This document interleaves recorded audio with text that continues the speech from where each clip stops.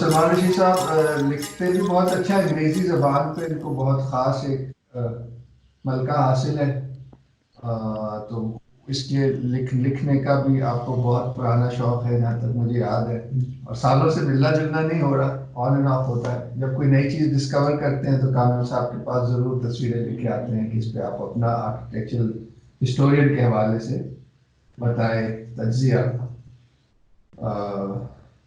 کتابیں بھی لکھی ہیں، گجرا والے والی مجھے ابھی یاد آ رہی ہے، اور سالٹ رینج کے اوپر اور دیوسائی پہ اور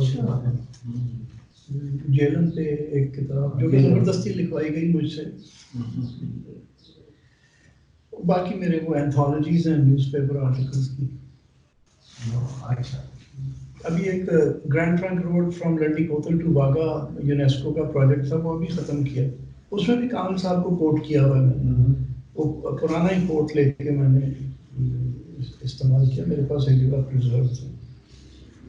تو وہ یہ ہے کہ سلمان نے ایک پی ٹی وی کے لیے غالباً پروگرام کیا تھا، الیگزینڈرز جرنی ڈاؤن دا انڈس، تو وہ بھی خاص ایک نوعیت کا پروگرام ہے. اور آج ان اے سینس کیونکہ الیگزینڈر پہ بات ہوگی تو وہ بھی ایک بیک گراؤنڈ ہے. تو شروع کریں ادھر سے، جی موہنجو دڑو سے. یہ ایک بہت عام سوال کیا جاتا ہے کہ جی آریہ اگر باہر سے ہے تو موہنجو دڑو میں کون رہتا تھا؟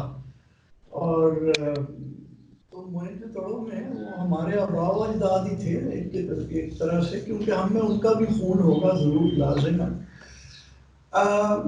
لیکن بہرحال وہ ایک پیور انڈین ریس تھی، انڈو یورپین آریاؤں کی طرح وہ انڈو یورپین نہیں تھے.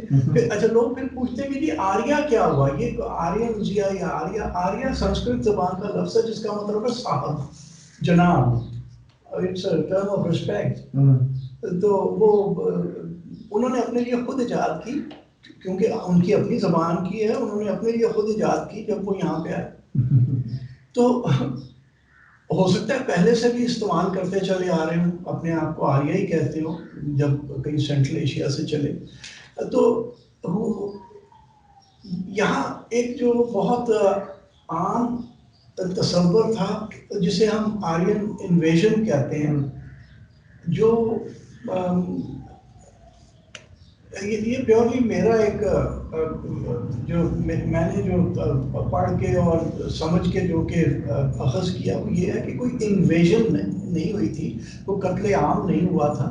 وہ بنی کہاں سے وہ کہانی کہ موہنجو دڑو کے ایک گھر میں سے 13 انسانی ڈھانچے ملے، اور جن کو جان مارشل نے کہا they were found in postures of agony. وہ جب بعد اور وہ پھر انہوں نے پرزیوم کر لیا کہ جی چھری چاقو مارے گئے ہوں گے اور وہ ختم ہوئے اس طرح. وہ بعد میں جب ذرا مزید مارٹیمر ویلر نے جب آ کے 50s میں مزید ریسرچ کی تو وہ پتہ چلا کہ جی وہ گھر گر گیا تھا، شتیروں کے نیچے پھنسے ہوں گے، ظاہر ہے تو فوری طور پہ تو بندہ نہیں مرتا، تو تکلیف میں ہی مرتا ہے. تو وہ اس طرح سے، اور صرف 13 ڈھانچے ملنا اور آپ نے کہنا کہ جی پوری سویلائزیشن کو انہوں نے آریاؤں نے آ کے تباہ کر دیا. جبکہ ہمارے جو انڈس ویلی کے شہر تھے وہ دیوار ضرور تھی، فصیل ضرور تھی، لیکن وہ ایک دفاعی فصیل نہیں ہوا کرتی تھی. وہ صرف اس لیے تھی کہ شہر کو جنگلی جانوروں سے یا شاید چور چکوں سے محفوظ کرنے کے لیے شام کو دروازے بند کر دیے جاتے تھے. وہ ہڑپا میں، موہنجو دڑو میں، راکھی گڑھی میں انڈیا میں، یا ڈھولا بیرا میں انڈیا میں، یا آپ کا بھلا ہو جائے آمری میں جو کہ موہنجو دڑو سے بھی پرانا شہر ہے، وہاں پہ وہ واضح ہے کہ وہ بس دیوار تھی ایک جس میں دروازے تھے اور وہ بند ہو جاتے تھے شام کو. ہم پرزوم یہی کرتے ہیں. تو وہ ان کے لیے آ کے اس شہر میں آنا آریاؤں کے لیے بڑا کوئی وہ عجیب و غریب یا کوئی ایسا کام نہیں تھا کہ انہوں نے انویڈ کرنا. اور پھر انویڈ کیوں نہیں انہوں نے, انویژن کا لفظ میں کیوں کہتا ہوں کہ نہیں, وہ آئے اور امیلگمیٹ ہوئے یہاں پہ ان لوگوں کے ساتھ. تو ہم اگر اپنے آپ کو کوئی کہتا ہے نا, کوئی انڈین آج کل ٹویٹر کے اوپر بہت وہ عام ہے, تو میرے ساتھ کافی لوگوں کی نوک جھوک ہوتی رہتی ہے کہ جی نہیں ہم پیور آرین ہیں. بھائی پیور آرین کوئی نہیں ہے, یہاں پہ آ کے شادیاں ہوئی تھی.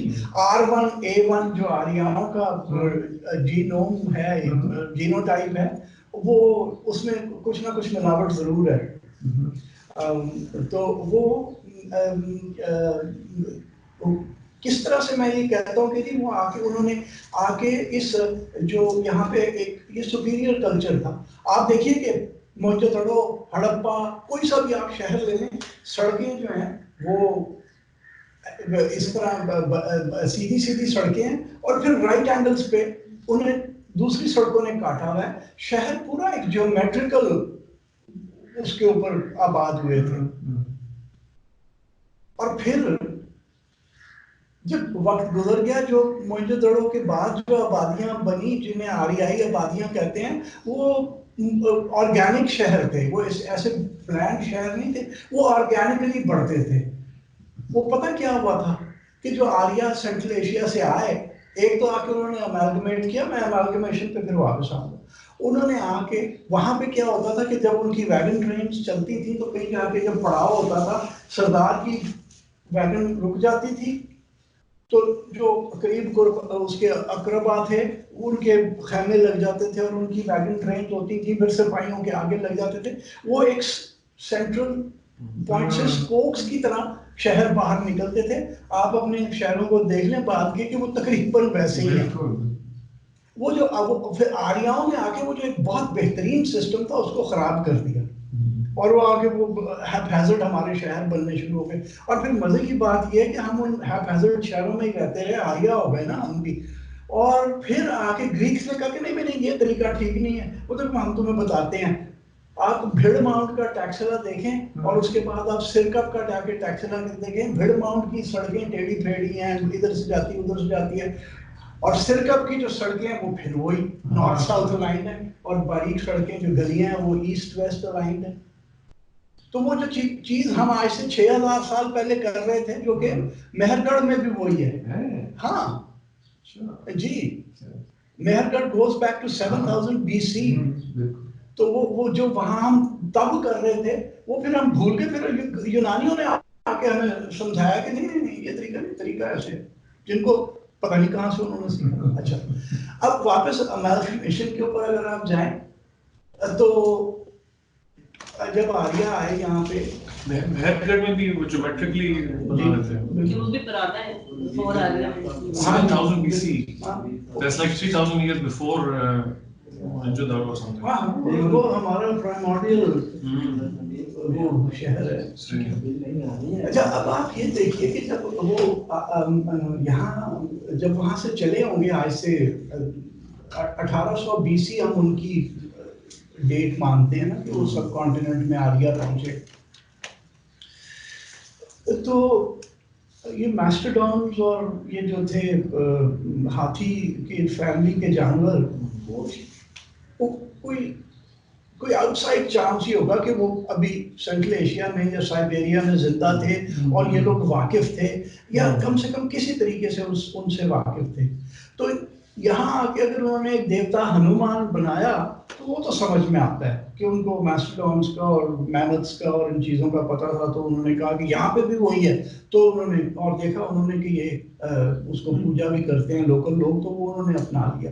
لیکن دو چیزیں بڑی دلچسپ ہیں. ایک تو بندر نہیں ہوتا سینٹرل ایشیا میں. بندر انہوں نے آ کے پہلی بار ادھر ہی آ کے موہنجو دڑو میں ہی دیکھا ہوگا, یا پیچھے سے جب آ رہے تھے تو انہوں نے آ کے دیکھا ہوگا. اور موہنجو دڑو میں بندر تھے ضرور, کیونکہ ایک اینٹ ہے جو پچھلی بار جب میں گیا تو میوزیم میں نہیں تھی. میں نے ان سے پوچھا, کہتے ہیں ہاں جی وہ ہم نے اٹھا کے ادھر سنا جگہ رکھ دی ہے. وہ اینٹ جب بنائی نا کمہار نے, تو اس کے پاس پیٹ بندر تھا. وہ بندر آ کے اس پہ کہیں چھلانگ ماری تو بندر کے پیروں کے نشان ہیں اس کو, اور اسی طرح پک گئی.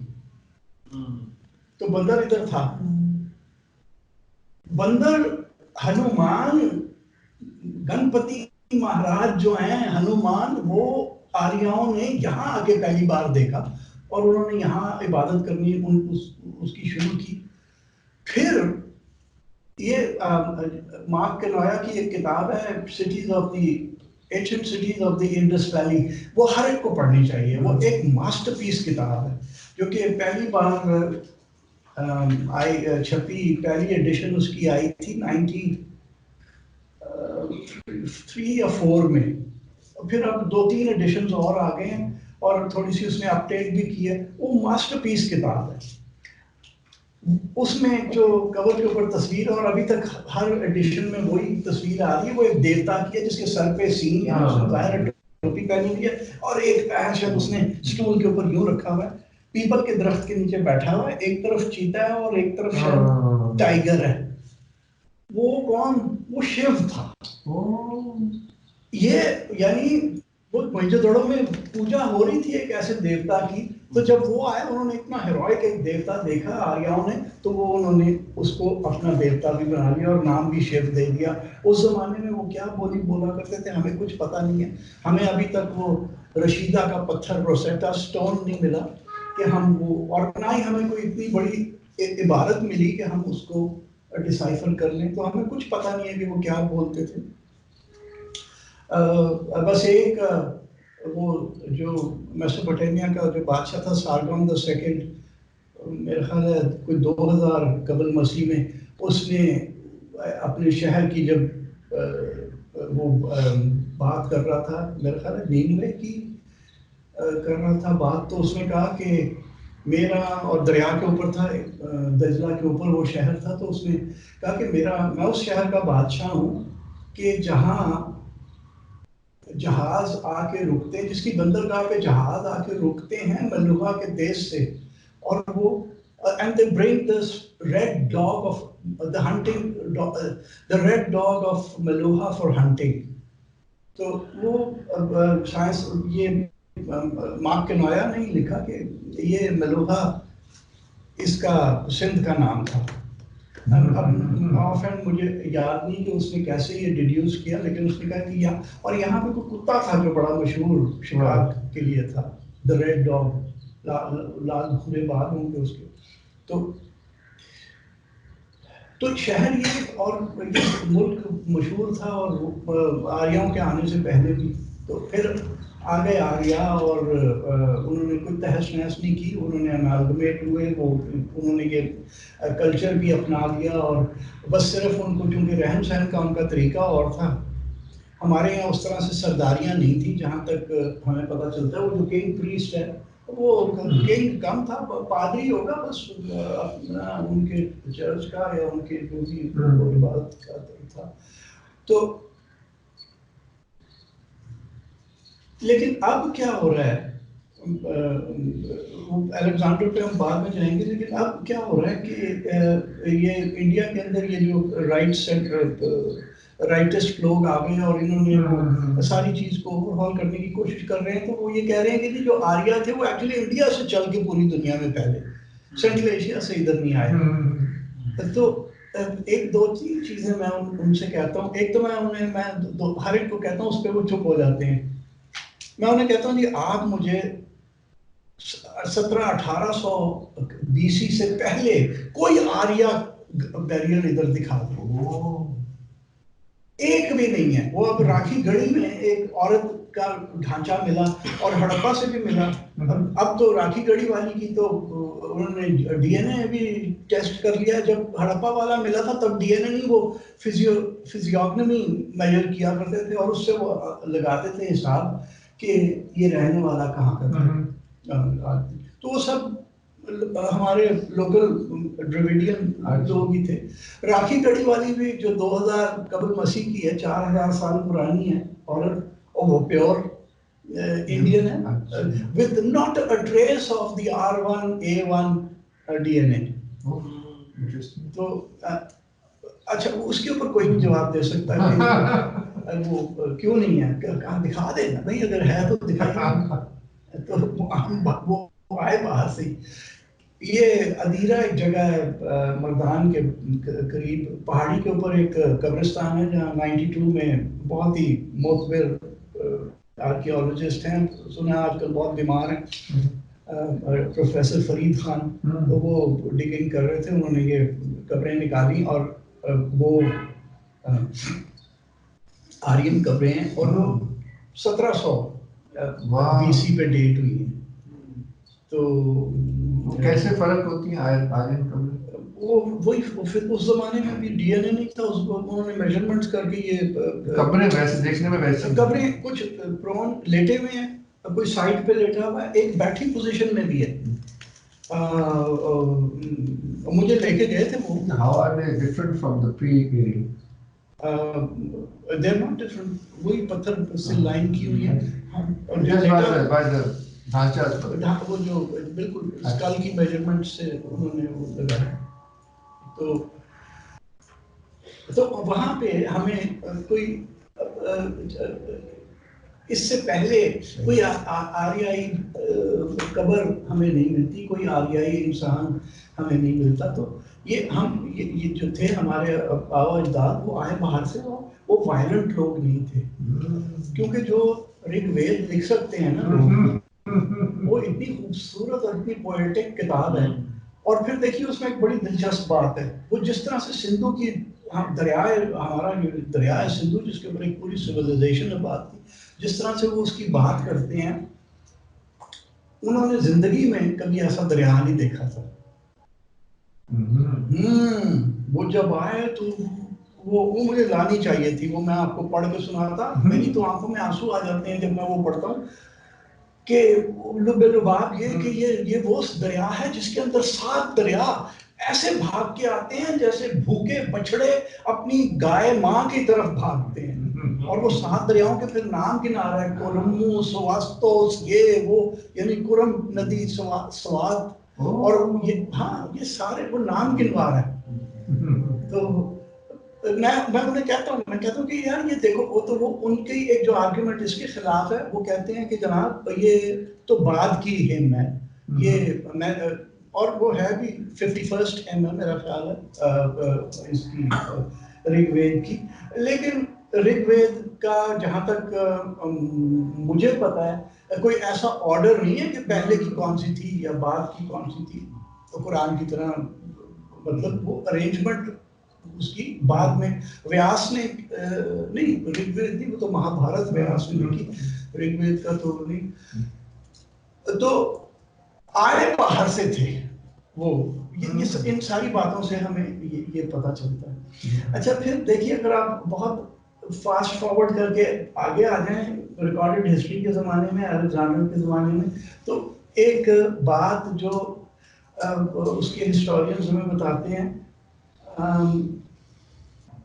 ہیروڈوٹس میں شاید یہ نہیں ہے، لیکن 300 قبل مسیح میں الیگزینڈر کے مرنے کے 22 سال بعد ایک آدمی میگاستھنیز جو تھا، وہ وہاں سے چندر گپت موریہ کے دربار میں آیا. الیگزینڈر کا ایک جنرل تھا سیلوکس نکاٹور، اس نے الیگزینڈر کے مرنے کے بعد، کیونکہ یہ آزاد ہو گئی سلطنت، ہندوستان جو انڈیا تھا یہ آزاد ہو گیا، اور چندر گپت موریہ کی یہاں پہ حکومت تھی. سیلوکس الیگزینڈر کے مرنے پہ سلطنت اس کی پوری بٹ گئی.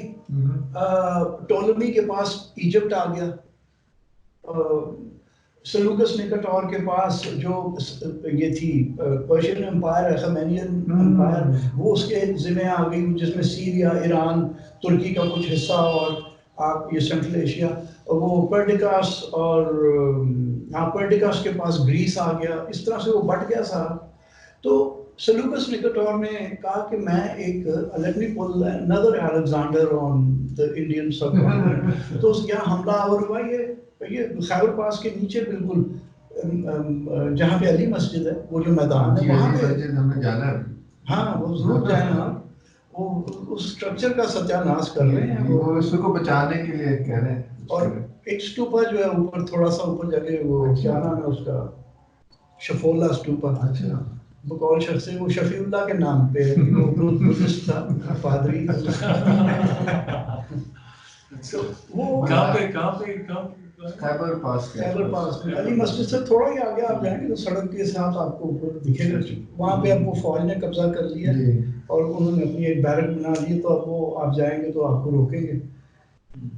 تو انہوں نے وہاں پہ وہ جو جنگ ہوئی تو اس میں سلوکس نکٹور کو شکست ہو گئی. تو پھر ہاں وہ چندرگپت کے ساتھ اس نے صلح کر لی. اس نے کہا یار اس نے کہا پھر اپنی کوئی بیٹی, اس کی ایک بیٹی چندرگپت نے بیاہ لی اور اس کو کچھ ہاتھی واتی تحفے میں دیے بری کے طور پہ. اور صلح ہو گئی اور اس نے وہاں واپس جا کے سیریا وہاں سے ایک امبیسڈر بھیجا میگاسٹھنیز جو کہ 300 قبل مسیح میں یہاں پہنچا اور پھر 15 سال وہ انڈیا میں رہا اور خوب پھرا. ہاں یعنی سورت, بھروچ, گجرات میں اس نے فزیکلی دیکھے, اجین راجستھان میں گیا, پاٹلی پتر میں تو رہتا تھا, پٹنہ میں ٹیکسلا آیا, گھوما پھرا, کافی کچھ دیکھ کے وہ گیا اور اس نے ایک کتاب انڈیکا لکھی.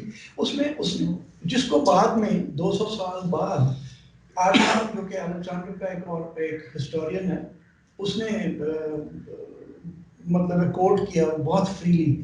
اس میں اس نے ایک بڑی دلچسپ بات لکھی کہ Indians do not attack anyone, the Indians do not invade other countries and neither have they ever been invaded. Sure. تو وہ پتہ کہاں سے وہ کلیکٹیو میموری میں چلا آ رہا تھا کہ ہم تو کبھی حملہ آور ہوتے ہی نہیں تھے, ہمارے تو شہروں کی دیواریں بھی ایسی ہوتی. وہ کلیکٹیو میموری کے اندر تھا, وہ لوگوں نے جو انہیں بتایا. تو But they've been invaded afterwards. ہاں بعد میں پھر الیگزینڈر نے کیا, لیکن الیگزینڈر سے پہلے سائرس دی گریٹ نے بھی تو یہ اپنی سیٹرپی بنا لی تھی نا, جو پنجاب, سندھ اور بلوچستان حد تک کی نا. ہاں باقی انڈیا تو رہ گیا, انڈیا باقی تو رہ گیا تھا لیکن انڈس تک کم سے کم ان کی تھی. تو اور وہ 200 سال رہی جب تک کہ الیگزینڈر نے ڈسمینٹل نہیں کیا جو اخیمینین امپائر کا جو تھا اثر رسوخ. تو اچھا, تو اب وہ جو الیگزینڈر جب یہاں پہ وارد ہوا, ہاں ایک اور چیز وہ الیگزینڈر کے حوالے سے ہے, اس میں نے ٹی وی کی ڈاکیومنٹری میں بھی اور میرے 2 آرٹیکلز بھی ہیں جو میرے بلاگ پہ ہیں, ان میں نے لکھا کہ وہ پٹھانوں کے ساتھ وہ جنگ لڑا. تو ایک آدمی نے PhD نام اس کا ہے, اور وہ اونا سر جو پہاڑ ہے یا پیر سر اسے کہتے ہیں, اگر آپ بشام جائیں انڈس ویلی میں جب آپ اوپر گلگت کو جا رہے ہیں تو بشام میں کھڑے ہو کے مغرب کی طرف جو اونچی چوٹی ہے وہ پیر سر ہے. اس کے پیچھے یہاں سے نہیں نظر آتی, وہ اوپر جائیں تو آپ کو اس کے پیچھے اس سے اونچی چوٹی ہے, کوئی 800-900 فٹ 300 میٹر اونچی. اس سے ایشوز چل رہے. Thank you. چلے جی, سوری اباؤٹ دیٹ ڈسٹربنس. وہ شکست نہیں, شکر گدائے جو ہیں وہ بقول میں فرنڈی کے وہ کھٹک. وہ نام تو جو بالکل ایگزیکٹ وہی ہے, اسپیسیا ہے اور ابرز ہے. اچھا, وہ بعد میں پھر اس نے میگاسٹھنیز نے بھی اور آریان نے بھی وہی نام انٹروڈیوس کیے ہیروڈوٹس سے لے کے. ہاں وہ اس بات پہ ناراض ہو گئے کہ جی وہ ہمیں تو کبھی آج تک شکست نہیں ہوئی. تو میں نے ان سے کہا کہ جناب آپ کہہ رہے ہیں کہ شکست نہیں ہوئی, تو 200 سال وہ پہلے ہخامنشیوں کی سلطنت یہاں رہی, آپ خراج بھی دیتے رہے.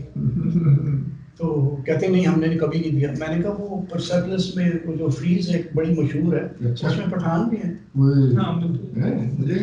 راجستھان کا راجپوت ہے, پنجابی ہے, پگڑیوں سے پتہ لگ رہا ہے, اسکلپچرز ہیں ریلیف میں دیوار کے اوپر. تو وہ تو پھر اس کے بعد انڈو گریکس, الیگزینڈر آ گیا, اس کے ساتھ بھی آپ کی جنگیں ہوئی. اسپاسیا کو اس نے شکست دی, اور وہ پھر ایک جو یہ اگر دیر اور سوات کے درمیان آپ دیکھیں وہ تلاش کا ایک علاقہ ہے, وہاں پہ وہ جو مشہور مساگا کی جنگ ہوئی. مساگا ابھی تک آئیڈینٹیفائی نہیں ہوا کہ وہ کون سا شہر تھا, لیکن وہ یہی ہے کہ اس کاٹکلا پاس میں مساگا. تو وہاں پہ پھر اس نے یوسفزئیوں کی جو سردار کی بیوی تھی اس سے شادی بھی کر لی. اور جب ادھر تھا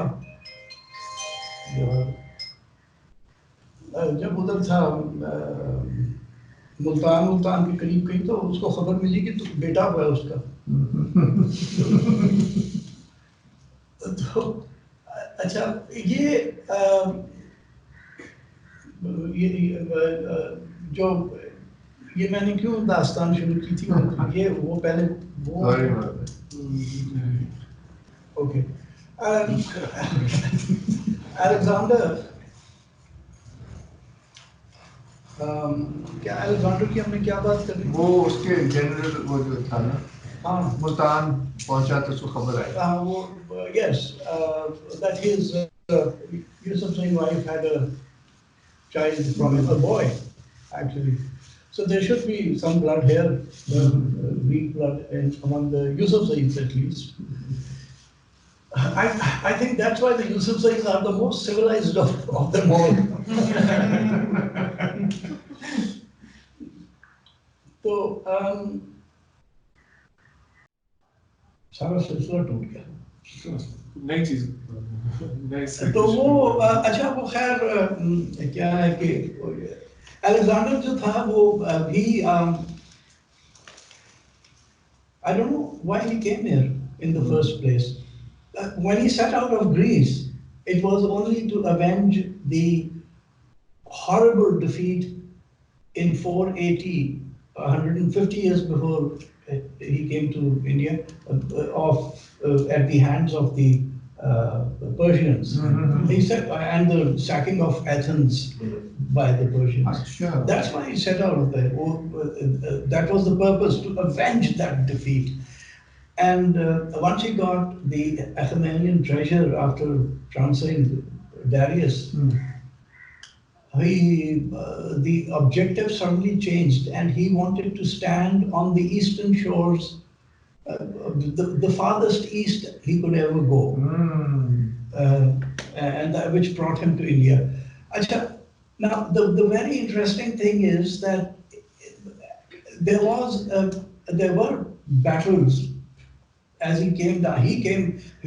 Two of his divisions under Perdiccas and Hephaestion came by the Khyber Pass. Sure. There's not much on how they fared in their journey down the Khyber Pass. Shinwari was once telling me, we didn't let them pass, we took a great deal of money from them. I said, where did you get this story? He says, Sina Basina. Ah, how nice. Sina gathered that.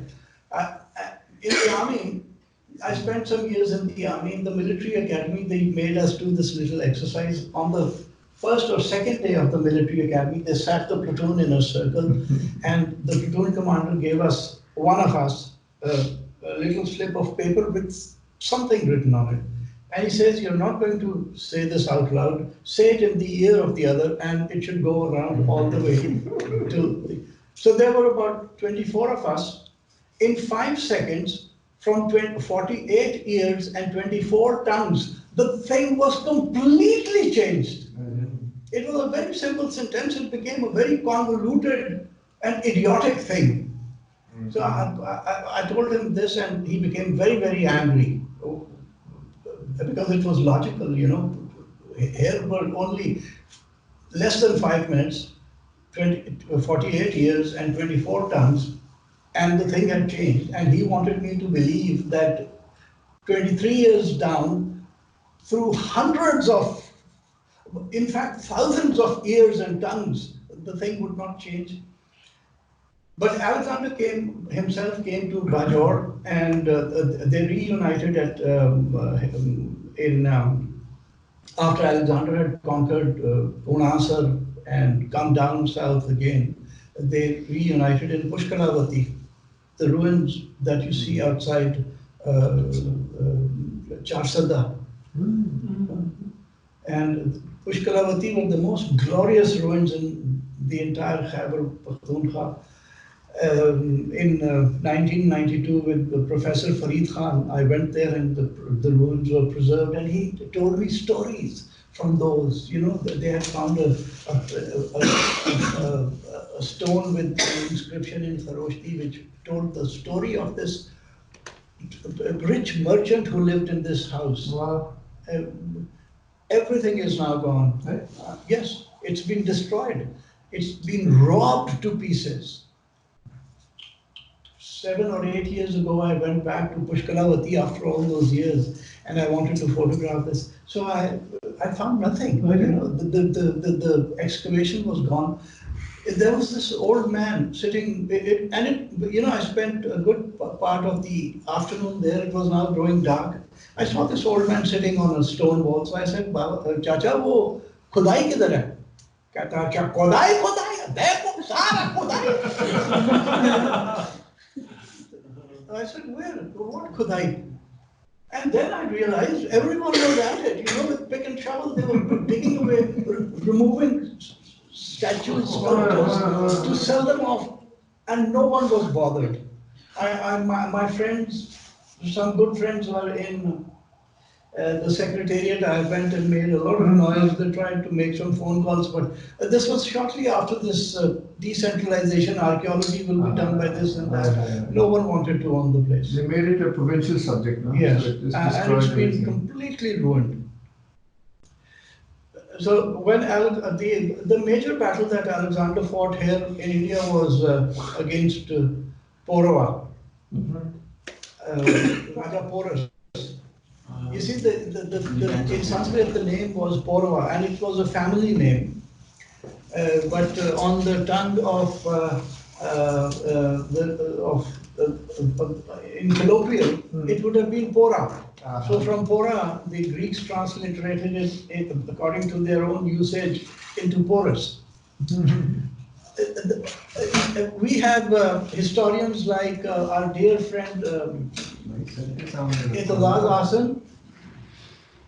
Itadaz has written a book called Indus Saga, in which he says that Alexander was roundly defeated by Raja Porava. Right? Nobody says that. Itadaz says, and now my friend Majid Sheikh also has started singing the same song. Now, if Alexander was defeated on the Jhelum, how did he end up on the Byas with Raja Pora in attendance? The battle was fought.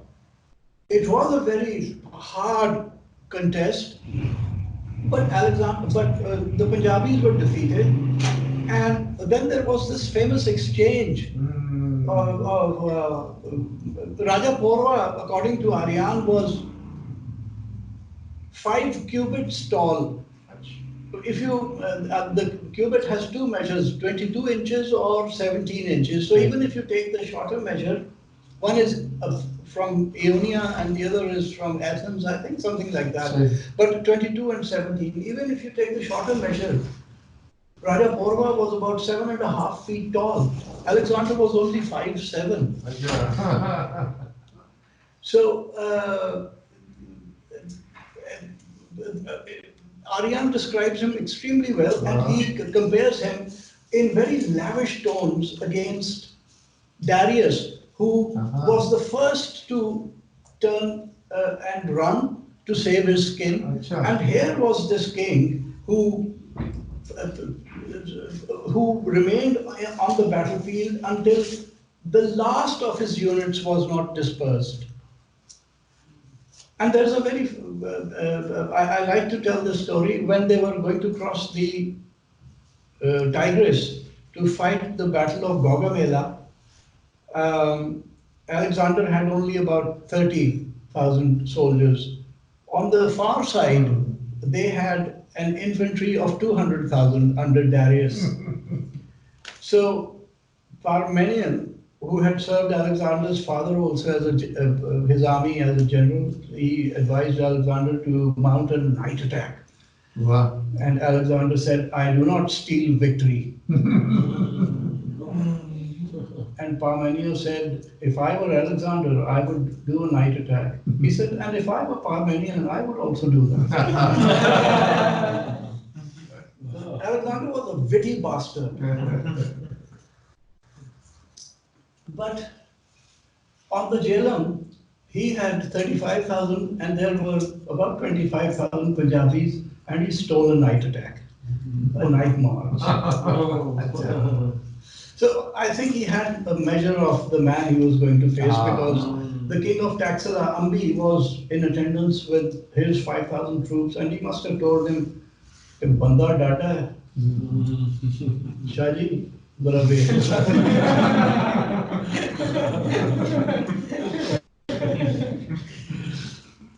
The full account is Alexander sends for him, sends Ambi after Raja Porwa as he's turning his elephant around. He's wounded in the right shoulder, which is the only part of his body not under armor, because in order to draw the bow, he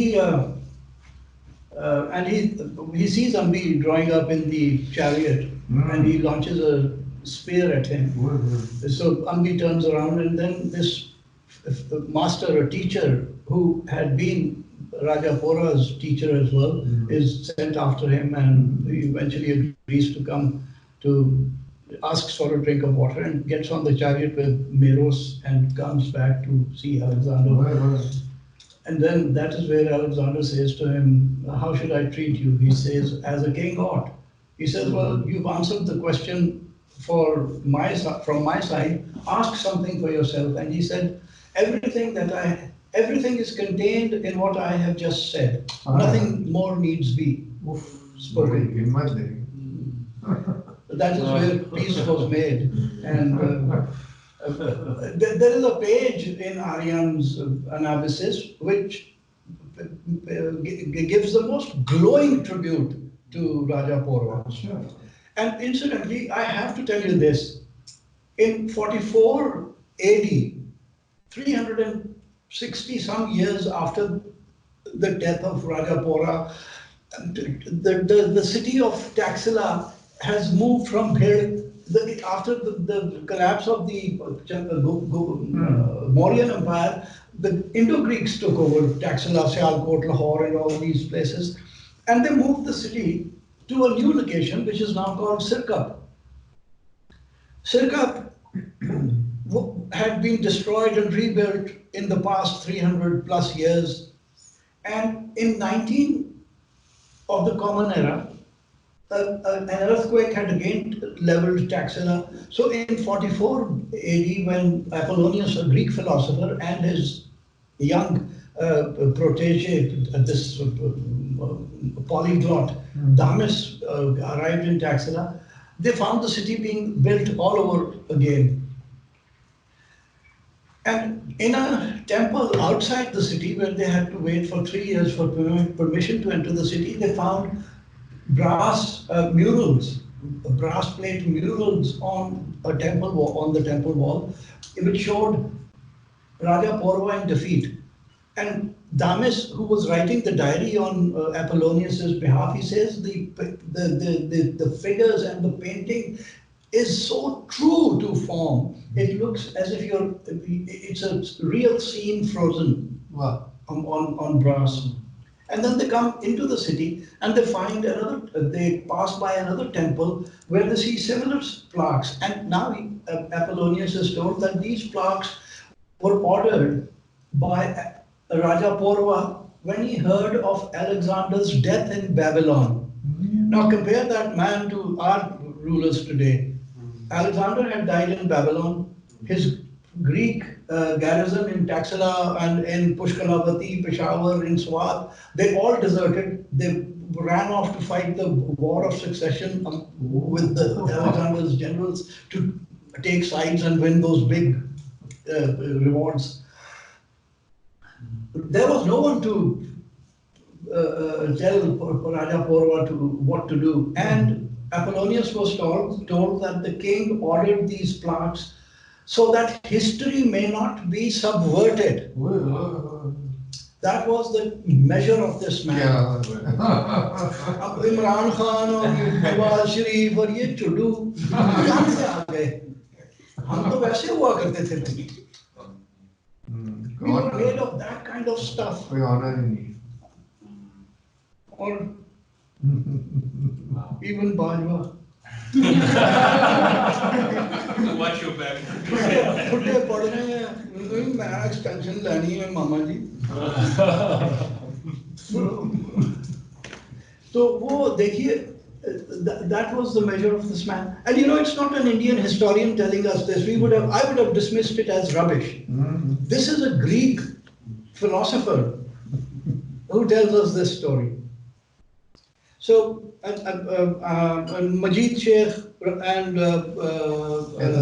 Etazaz are telling people that, thank you, sir, that Alexander lost the war and went back to Greece. He didn't. He went all the way to Bias, then came back. And on the Bias, when the army revolted, who does he turn to for advice? To Raja Porwa. And Porwa tells, well, the agent provocateur, however you pronounce that, was Chandragupta Maurya, who came to the Greek camp and he said, you know, you guys wait till you meet with the Nanda army.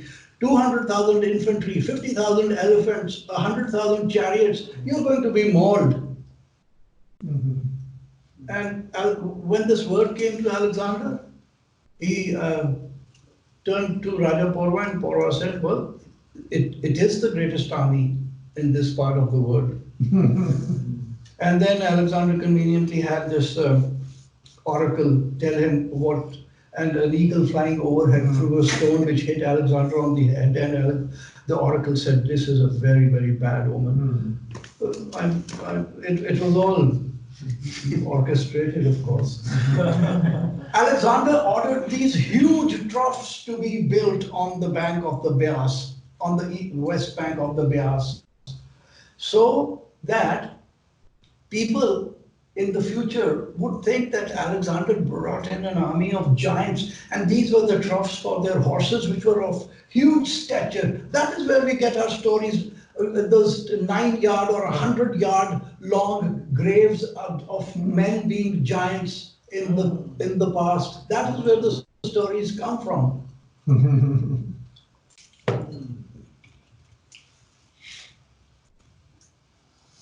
I saw a couple of graves in these similar graves in Harappa. This more drawn. Like a really long grave. Yeah. When Sheikhupura was made a district in 1884, I think, the deputy commissioner ordered one grave to be dug. And they discovered a statue of Buddha.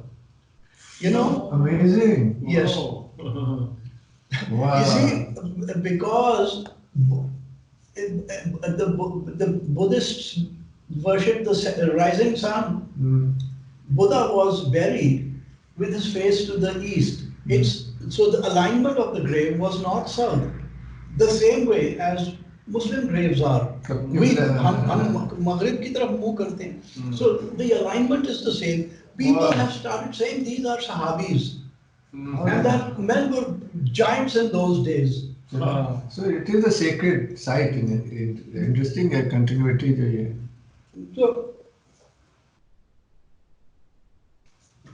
I'm sure there are others like this. And then this is also a business. You know, there's Badila Sharif in Gujarat, which is a 100-meter long grave. In 1993, I saw just this long grave. Now it has a lintel on top. It has a roof. And this is Hazrat Nuh's son, Kambit alayhi salam. I asked them where they get these names, and they say Sina Basina. So I've checked out all these graves. It's good business, you know.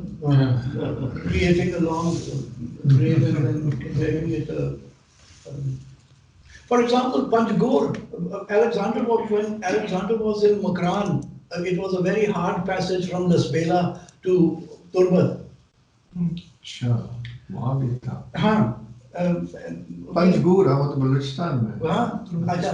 Panjgur की थी 5 कब्रें, 5 graves. Panjgur, 5 graves. The name that the early Arab geographers record is Kanzbur. Because they don't have the Gaf and the Pay, it was Ganjpur, the city of treasures. The Rakshan river flows past Panjgur. The orchards in Panchgore are incredible. There are at least 25 different kinds of dates and 5 or 6 different grapes, black and white grapes. And the agriculture is very fertile and the climate is incredible. Except for these sandstorms of May, I've seen images of those sandstorms. In August, I used to sleep outside on the terrace, on the patio of the rest house, and I needed a warm thing on me at night. It's a beautiful place. It sometimes snows there as well. When Alexander was in Turbat, he sent his a convoy to an inland city to gather provisions. The inland city was Panchgore, Ganjpur. That's why it was Ganjpur. Interesting. Kansbor.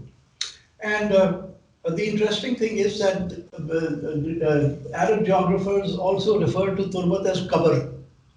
I think it's Turbat Qabr.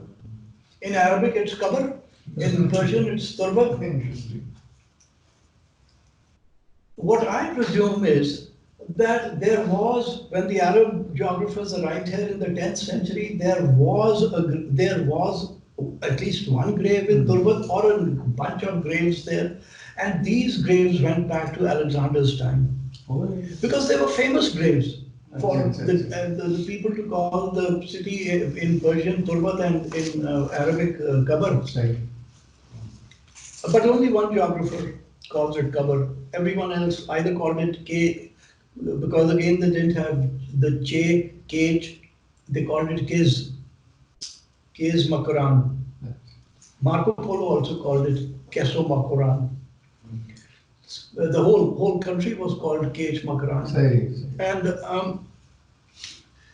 this was the story of Alexander, and I have to go. Time भी हो गया अगला lecture America से है कौन है? Doctor सारा Waheed, Davidson college, north Carolina. अच्छा. on method in history, in the study of history. Let's see क्या कहते हैं. शायद इंडियन है मेरा. सारा वहीद. तो उनका पार्टीशन पे ज्यादा काम है मुगल पे. अच्छा अच्छा. तो हमारे जो दोस्त हैं जिन्होंने हमारे साथ डिजाइन किया है वो उनकी कोलीग है वहाँ पे. So he suggested that she be part of it. She will be speaking about the Mughal period and partition. So if you have just 2 minutes, I would like to ask a small question. Yes, sir. You started your talk with the difference between the Aryans and the Dravidian, who I think now live in Tamil Nadu area of India. Stuff वो शायद चले गए हैं. The indigenous people of, क्योंकि वहाँ पे बड़ा movement हुआ है of creating a Dravidian nation. My simple question is, what's the utility of finding the difference? Why is this important to distinguish? ये Aryans थे इस तरह है और ये local बंदे थे, ये amalgamate हुए या invasion हुआ, उसका हमें अब क्या utility क्या उसकी? Why do we need to? Why is this important? क्योंकि आपने उसको refer किया to Hindu rightist element that they have been trying to overhaul the entire history. तो उसकी क्या significance क्या है in our time? Significance? I don't know. It's the same as wanting to read history. That's the significance. And why do we read history? We want to know what happened, where we come from, what are we, what's the past, what was the past. I think it's essential to know what we are. And I for one am very happy when people know their caste names, their tribal names, and they own them with pride. I feel very happy. ये लफ्ज अराइन और Ariane में कोई ताल्लुक है? मैं क्योंकि मेरा भी दोस्त अराइन है, कहता है ईरान से आया है.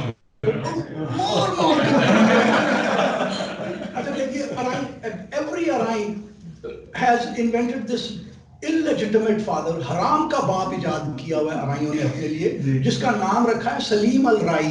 और जी जर्री जर्नैल था मोहम्मद बिन कासिम. मैंने कहा यार हरामी हो, किसी का बाप मोची नाई भी था किसी फौज में. हरे कबाब जनरली जर्नैल था।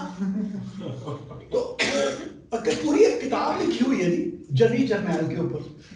From my reading of history for 30 since 1989 or 90, I've been a violent opposer of this, having come from Arabia thing. My father believed that we Iranians have come from Arabia. And I used to have some heated discussions with him, and he said I didn't do anything. And but now recently, a lot of Iranians I know who have got their DNA testing done, and they are 100 or 99 or 97%. A relative of mine is 98% R1A1, and then some other. Which means what? That means indigenous. Indo-Aryan. Aryan bhi aa gaya. Huh? Not an Arab. Arabs are something else. I know at least 24 Iranians now who are zero Arab. Zero. I know Sayyids who are zero Arab. And there is this incredible little thing on YouTube. There's this man with a banyan, a beard, youngish, about in his early 20s. He says, very serious, I've got my DNA test report in, and it says I am 98% South Asian, which is Indian. I am something from the Far East and 1% Mongolian or something. And the funny thing is, my last name is Qureshi. And then you have this Indian music. I thought this was a very brave man, because how would a Qureshi who's been told that you come from the Prophet's line, how can he be told that he's just somebody chuda chamar from here? But I think it's very important to know what we are. True. Just one question. Thank you very much, Salman Sahib. That was very, very interesting, and I appreciate you switched to English. You shouldn't have done already. So I was reading some of your work, and there's this is a lot later. You talk about the Garden of Indra, Nandana. Yes. And you discussed an alternative route that connected the plains with Kabul and Ghazni. He said it's an alternative route passing through these hills connected by present-day Banu. So would this road, how far back does that road date? Would that date back to the time of Alexander, or is that a later road? This is the road you see, the Grand Trunk road. Road or the Rajpath, which we attribute to Sher Shah Suri, was actually Chandragupta Maurya had a whole division of men working on this road. This road passes. There was one ferry on where the city of Jhelum now stands, and that went through Sohaba. And if you go to Google, I've marked out the route. Gotcha. This other road is about what? What is this other route called? It was a branch of the Rajpath, of the Grand Trunk Road. Rajpath is Royal Road. It was just another branch of it. Another branch of it. Yes, and it runs through the Salt Range, 50 kilometers south of the other branch, the main branch. It joins the Grand Trunk Road again, somewhere near Atak Bridge. No, correction. Atak was never a crossing until Akbar's period. The crossing was either at Hund. This road went south of the main artery and crossed the river at Bagh Nilab, which Babur used 2 or 3 times on his way to India. He mentions Bagh Nilab, and the ferry still operates to this day. Where is this place, Bagh Nilab? Bagh Nilab is west of Atak city, not Atak Fort, but Atak city. You have to go into the interior from the Grand Trunk Road. And there's a Kamil साहब के साथ हम गए थे वो जो त्राप बावली थी, remember that very beautiful बावली? We went with Kamil साहब, we ate watermelons there. वो तो मारी इंडस गए थे जब। नहीं, इसके बाद नहीं गए, त्राप की बावली पे नहीं हम रुके थे। मुझे वो तरबूज याद है, जून था तो वो तरबूज याद है। हाँ, नीचे जाके। नीचे जाके। अच्छा, वो वहाँ गए? That was part of the road. So how old is that road? It goes back to the same time from in Chandragupta Maurya's time. It was in use. So when is this, sorry? I'm sorry. When is it? Oh, the time is immediately after Alexander 320 before the Common Era. Mauryan Empire. He is the one who became Buddhist. No? Ashoka. Ashoka, I was mixing up. तो वही लोग हैं। Ashoka was his grandson. दादा था ना चंद्रगुप्त उसका। ठीक है। I see. Thank you, it's very interesting. Thank you very much. Right. Thank you, Srivan साहब। Thank you. Memorable रहेगा। अच्छा।